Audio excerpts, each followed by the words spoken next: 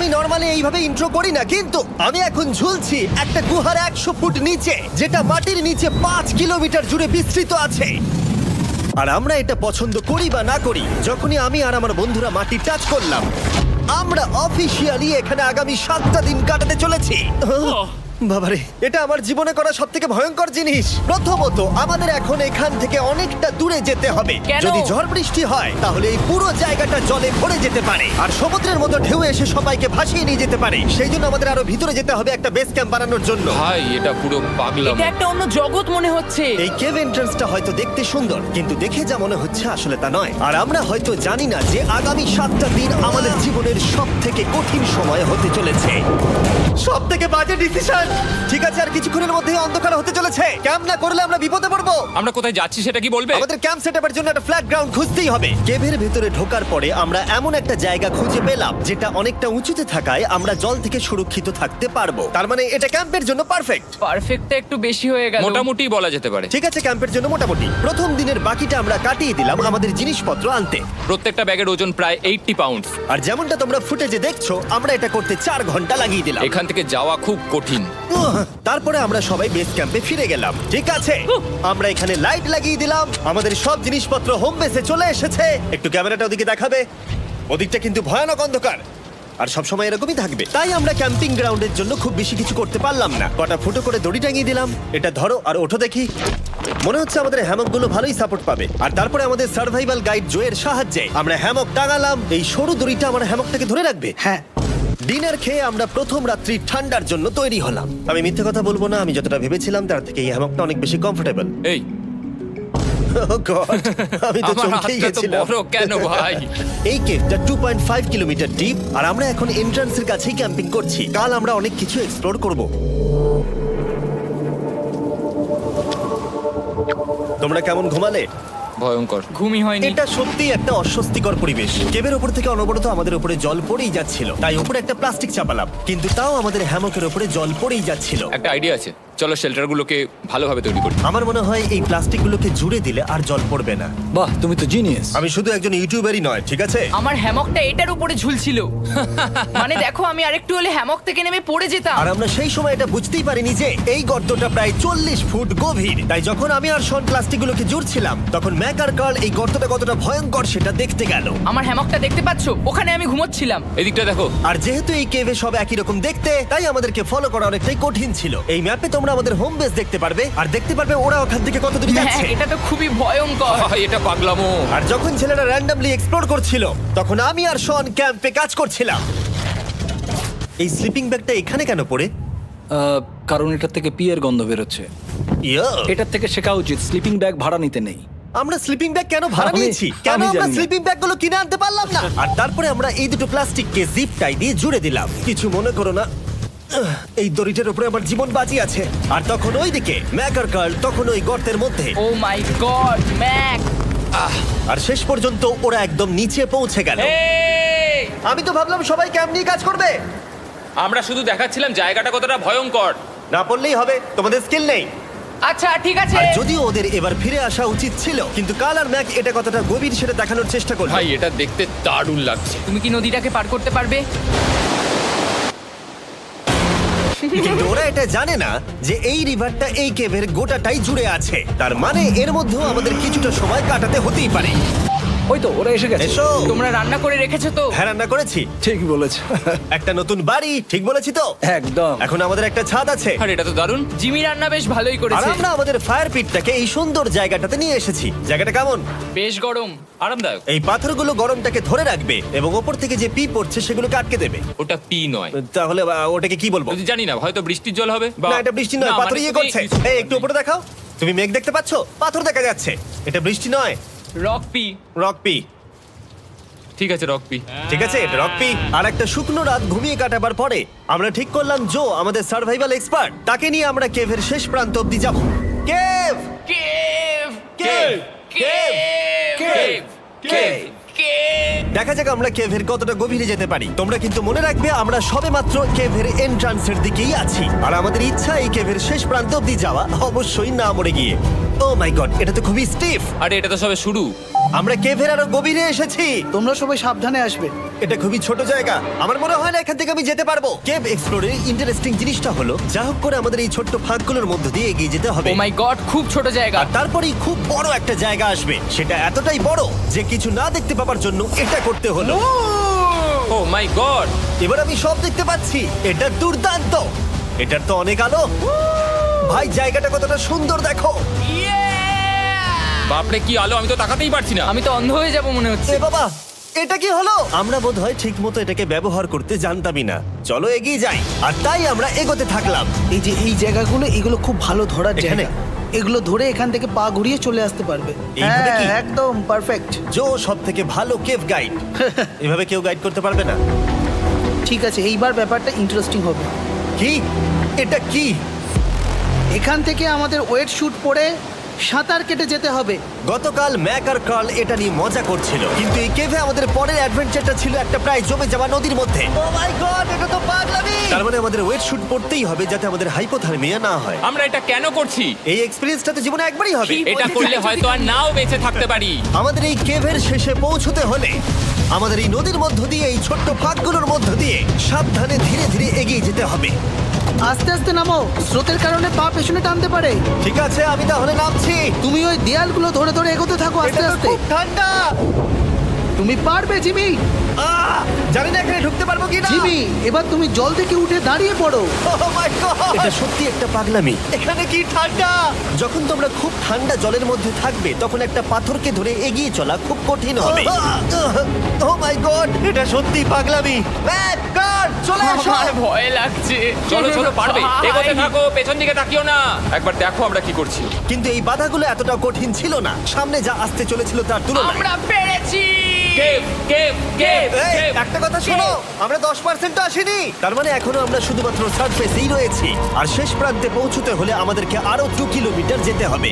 যেরকম তোমরা দেখতে পাচ্ছ এখানে 24/7 বৃষ্টি হয়, তাই আমি একটা আড্ডা মারার জায়গা তৈরি করেছি যেখানে আমরা কেউ ভিজবো না। আমি ভাবছি আমি যদি এটা না বানাতাম তাহলে কি হতো। আমি নিশ্চিত যে ওদের একটা ভেজা পাথরের উপর শুতে হতো। আমাদের ক্রমাগত এগিয়ে যেতে হবে এবং শরীরটাকে ভিজে রাখতে হবে। ঠিক আছে। নইলে আমাদের শরীরের তাপমাত্রা কমে এটা যাবে। এতটা কঠিন কেন? সব থেকে বাজে ব্যাপার হলো আমরা যতটাই দিকে এগোবো ততটাই আমাদের পিছন দিকে ক্যাম্পে ফিরতে হবে। আমাদের পরের বাধাটা হয়তো জলের মধ্যে নয়, কিন্তু তার মানে এটা নয় যে সেটা সহজ হবে। আরে এটা কি মাকড়সার জাল? কিন্তু আমি মাকড়সা দেখতে পাচ্ছি না তার কেন? মানে ওটা আমাদের উপরে আছে। আরে তোমার গায়ে, তোমার গায়ে। আমার বন্ধুরা বলতে বাজে, এই গেমটা মিস্টার বিস ভিডিওর মতো, যত এগোবে ততই কঠিন হবে। সত্যি কথা বলতে যদি আমাদের সাথে জো না থাকতো আমরা মরেই যেতাম। আর 3 ঘন্টা পরে জো আমাদের জন্য একটা বাজে খবর নিয়ে এলো। জল অনেকটা বেড়ে গেছে আর আমরা অনেকটা সময় লাগিয়ে ফেলেছি, তাই আজকে আমাদের আবার ক্যাম্পে ফিরে যেতে হবে। আমি মানবো না। তুমি সেফটি এক্সপার্টের কথা অমান্য করতে পারো না। আমি এটা মানবো না। সত্যি কথা বলতে আমাদেরকে ফিরতেই হতো, কারণ এর আগে আমরা শুট করতে অনেকটাই সময় নষ্ট করে দিয়েছি, তারপর ফ্লেয়ার নিয়ে খেলেছি, তাই আমরা ফিরে যাচ্ছি আর এই মিশনটা আমরা পরের দিন আবার শুরু করব। শন, আমরা এসে গেছি। আরে তুমি এখানে কি করছিলে? এখন তোমরা কেউ ভিজবে না। আমি তো জানতামই না এই লাইটগুলো আমরা এনেছি। এগুলো দারুণ লাগছে তাই না? দুঃখের বিষয় আজকে আমরা মাত্র 20% এগোতে পেরেছি, কিন্তু বিশ্বাস করো আমরা শেষ পর্যন্ত অবশ্যই যাব আগামী কয়েকদিনের মধ্যেই। আমার মনে হয় না। কোনোদিনই হবে না। আমি তো বললাম। আমরা ডে 4টা রেস্ট নেব আর ডে 5-এ চেষ্টা করব এই কেভের শেষ অবধি যাবার। দেখা যাক কি হয়। ডে 3-তে মজা হলো, কালকে আবার দেখা হচ্ছে। আর কেভের ভিতরে 3টে খুব বাজে রাত কাটাবার পরে পরের দিন সকালে আমাদের মাথায় শুধু একটাই কথা আসছিল, আমার একটা হট শাওয়ার চাই, তবে আমি এখন একটু শান্তি পাবো। ও এখন শাওয়ার পেলে কিন্তু দারুণ হয়। আমি চান করিনি প্রায় 3-4 দিন হয়ে গেল। তোমরা নিশ্চয়ই জানো কেভের মধ্যে শাওয়ার করা সম্ভব নয়। আমাদের অনেকটা পথ হেঁটে সাবধানে আগের রিভার বেডের কাছে পৌঁছতে হলো। ও মাই গড! আমি আমার ব্রেনকে ফিল করতে পারছি। আমি এভাবে ব্রেনকে ফিল আমার করিনি। কপালটা জমে গেল পুরো। চলো ড্রোন দিয়ে মাথার চুলগুলো শুকিয়ে নি। এদিকে এসো ড্রোন। ও দাঁড়াও দাঁড়াও দাঁড়াও, এটা কিন্তু কাজ করছে। হ্যাঁ, দারুণ কাজ করছে। ড্রোন থাকতে হেয়ার ড্রায়ারের কি দরকার? আর চুল শুকানোর পর আমরা জোয়ের সাথে জার্নির প্ল্যান করতে বসলাম। এটা কি জো? এটাই কেভের ম্যাপ। আগেরবার আমাদের থামতে হয়েছিল কারণ জল খুব জোরে বইছিল। এখন বৃষ্টি কম হচ্ছে, তাই কালকে আমরা নিশ্চয়ই এই কেভের শেষে পৌঁছে যাব। এটা ভয়ঙ্কর হতে চলেছে। প্রথমে আমাদের কালকে যেখান দিয়ে গেলাম সেখান দিয়ে আগে যেতে হবে। জলের মধ্যে ঝাঁপ দিতে হবে এবং পাথর দেখে হাঁটতে হবে। এগুলো সবকটা আমরা যদি পার করতে পারি তাহলে আমরা গ্লো ওয়ার্ম চেম্বারে পৌঁছে যাব। কেমন দেখতে তুমি সেটা বলো না, আমি তোমাদেরকে সারপ্রাইজ দিতে চাই। তোমার মনে হয় আমরা পারবো? ওইসব বাদ দাও, আমরা ঠিক কালকে পৌঁছে যাবো। কালকের প্ল্যান আমরা চক আউট করে নিয়েছি। আমরা রেস্ট করছি আর ফেস্টিভ্যাল স্মোর্টস খাচ্ছি আমাদের এনার্জি রিগেন করতে। সবাইকে চিয়ার্স। Yippee! জো এই প্রথমবার ফেস্টিভ্যাল ও, স্মোর্টস দারুণ। খাচ্ছে। জো সত্যি কথা বলবে। এটা দারুণ, তাহলে ভালো লাগলো? দারুণ লেগেছে। আমরা এই চকলেটটা আগে কেন বের করিনি? এটা এমনি চকলেটের থেকে 10 গুণ ভালো খেতে। সত্যি কথা বলতে তোমরা যদি ফেস্টিভ্যালের সাথে স্মোর্টস ট্রাই না করে থাকো তাহলে তোমরা মিস করছো। কালকে আমরা পুরো কেভটা এক্সপ্লোর করব, দেখা হচ্ছে। তাই আমরা ভালো করে ঘুমানোর চেষ্টা করলাম আর কালকের প্রিপারেশন নিলাম কেভের শেষে যাওয়ার জন্য। আমরা আমাদের জীবনের সবথেকে ডেঞ্জারাস জার্নি করতে চলেছি। ডে 3 এর অভিজ্ঞতা মাথায় রেখে আমরা কম শুট করেছি যাতে আমরা সামনের দিকে তাড়াতাড়ি এগোতে পারি। উহ, জলটা খুব ঠান্ডা। হ্যাঁ, আগের দিনের মতোই, খুব ভালো। এই তো আর যাতে আমরা সবাই বেঁচে ফিরতে পারি তাই জো ছাড়াও আরেকজন সার্ভাইভাল এক্সপার্টকে আমরা নিয়ে এসেছিলাম। এখানে আমরা ডে 3 তে আটকে গেছিলাম। এখন আমরা কি করব? এবারে আমরা অনেক তাড়াতাড়ি এসেছি। আমাদের পিছনে ঘন অন্ধকার। কোথায় যাব? এই রাস্তাটা অনেক সরু এবং হ্যাঁ। স্রোত প্রচুর বেশি, তাই আমরা দেয়ালগুলো ধরে ধরে আস্তে আস্তে এগোবো। এই যে এইভাবে। ও হ্যাঁ, God! এই রকটায় জাম্প করো। কয়েকটা ভালো পাথর আছে যেগুলোকে তুমি ধরে এগোতে পারবে। আরে এখানটা তো অনেক অন্ধকার। আমি আর পা পাচ্ছি না, আমি এখন মাটিতে আর পাই পাচ্ছি না। যেহেতু আমরা মাটিতে পা পাচ্ছিলাম না তার মানে যদি আমরা পাথর ছেড়ে দিই তাহলে এই জলের স্রোত আমাদেরকে ভাসিয়ে নিয়ে যেতে পারে। জো আমরা কি করব? আমি এটা ধরে এসেছি, তুমি এটা ঠিক আছে, ধরো। আমি তো দেখতেও পাচ্ছি না কোথায় যাচ্ছি। জো স্রোত আমাকে ভাসিয়ে নিয়ে চলে যাচ্ছে। আমি তুমি করবো কি করে? পারবে, পারবে। শুধু মুখটা এখান থেকে ঢুকিয়ে দাও, আমি হেল্প করছি। এখানে আমি ঢুকবো? হ্যাঁ, এই গর্তের মধ্যে। এই তো, খুব ভালো। এটা আমার জীবনের সব থেকে বিপজ্জনক অ্যাডভেঞ্চার। আমরা এখন কেভের অনেক গভীরে চলে এসেছি আর এবার আমাদের সামনে প্রথম বড় বাধা। এখানে জলের একটা ঘূর্ণাবর্ত আছে, যদি তুমি এর মধ্যে পড়ে যাও তাহলে তোমাকে একদম নিচে নিয়ে চলে যাবে। মানে আমরা পড়ে গেলে মরে যেতে পারি। হ্যাঁ, মানে আমরা মৃত্যুর সাথে খেলা করছি। এটা এতটা বিপজ্জনক হতে পারে আমি সত্যিই ভাবিনি। খুব ভালো। এই তো, তাহলে কি আমার পা এখানে হ্যাঁ, রাখবো? রাখো রাখো। ঠিক আছে, এই তো আমি পেরেছি। এটা আমার ভাবনার থেকেও বেশি কঠিন ছিল। এই নদীটা কতটা শক্তিশালী এই গোটা কেভটাকে তৈরি করেছে। কিন্তু মজার ব্যাপার হলো আমরা পাথরের মতো শক্তিশালী নই। আমি শুধুমাত্র মানুষের মতোই শক্তিশালী। সৌভাগ্যবশত কাল এই অ্যাডভেঞ্চারে লিড করেনি, তার বদলে আমরা একজন অ্যাভেঞ্জার জোকে পেয়েছি। ও কতটা এক্সপার্ট তার প্রমাণ হিসেবে বলতে পারি। সে লিটারালি কতটা ওপর থেকে আমাদেরকে নদীতে ঝাঁপ দিয়ে দেখালো।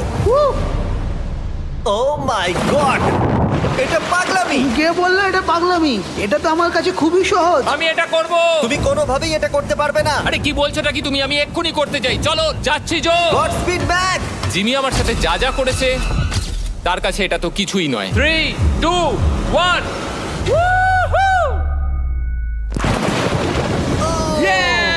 তুমি করবে? না, আমরা না এগুলো শেষ পর্যন্ত যেতে পারবো না। ও মাই গড, আমাদের নিচের দিকে যেতে হবে। আমরা সবসময় স্রোতের উল্টো দিকে কেন যাই? এখন শুধু আমি ভেসে ভেসেই যেতে পারবো, আর কিছু না। এই জলের তলায় অনেক ধারালো পাথর আছে, তোমরা সেগুলোকে দেখতে পাবে না, তাই সাবধানে পা ফেলবে। ও মাই গড, আবার এটা গভীর আরে হচ্ছে। আমার পা তো কিছুর উপরে রাখতে হবে। ছোচলো পাথরগুলোই একমাত্র বাধা ছিল না, মনে হচ্ছে আমাদের প্রতিটা পদক্ষেপে। ও ভাই, আমি কিচ্ছু দেখতে পাচ্ছি না। এটা খুব ভয়ঙ্কর। কেভটা আরো অন্ধকার হয়ে আসছিল এবং আরো সরু।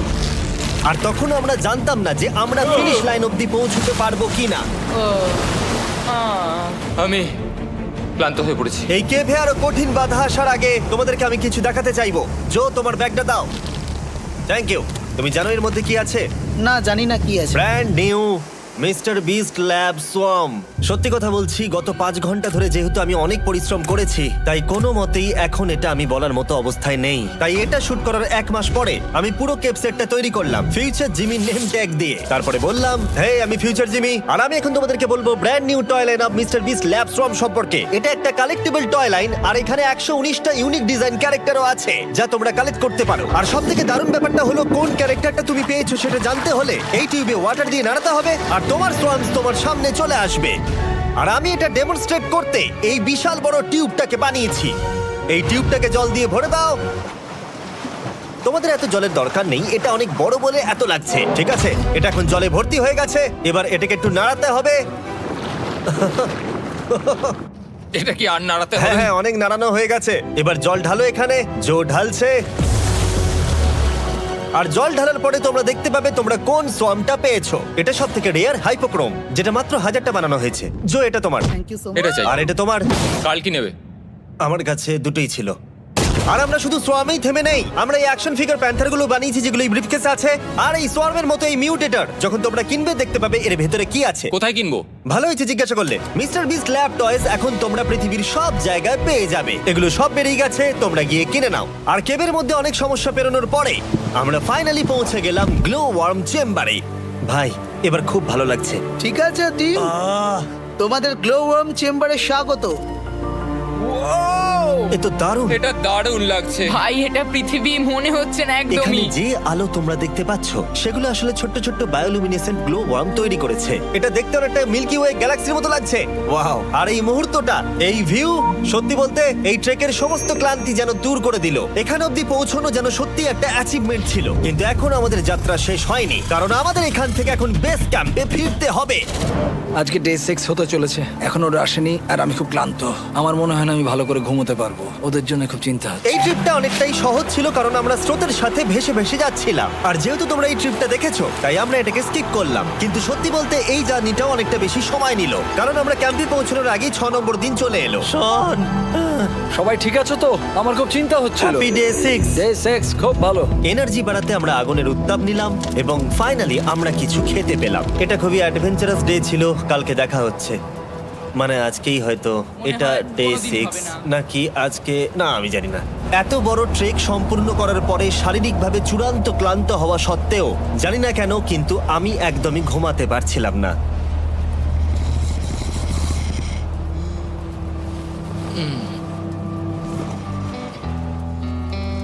আমি 7 দিন সলিটারি কনফাইনমেন্টে কাটিয়েছি, কবরে কাটিয়েছি, 7 দিন রাফটে থেকেছি। কিন্তু সত্যি কথা বলতে এটা সবার থেকে বেশি কঠিন ছিল, কারণ সব সময় ভিজে, ঠান্ডা, প্রত্যেক মুহূর্তে এই পাথরগুলো শরীরে ব্যথা দিচ্ছে।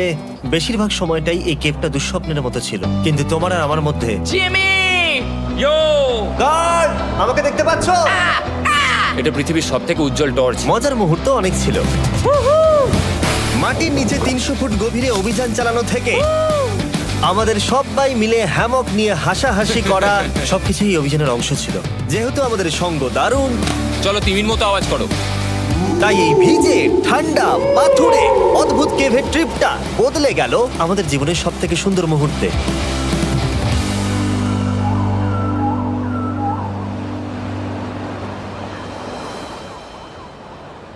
আমরা এখান থেকে যাব না যতক্ষণ না সবকিছু তোলা হচ্ছে।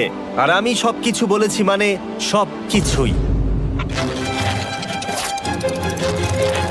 চলো এবার বেরোনো যাক। আর যখন আমরা মাউথ কেভে আবার ফিরে এলাম, ভাই ওপরটা দেখতে দারুণ লাগছে। তখন জয়ের জন্য একটা সারপ্রাইজ ছিল। বেরোনোর আগে জো, আমরা তোমার কাছে কৃতজ্ঞ। তাই এই নাও $50,000 নিউজিল্যান্ড ডলার, 10,000 করে প্রত্যেক জনের প্রাণ বাঁচানোর জন্য।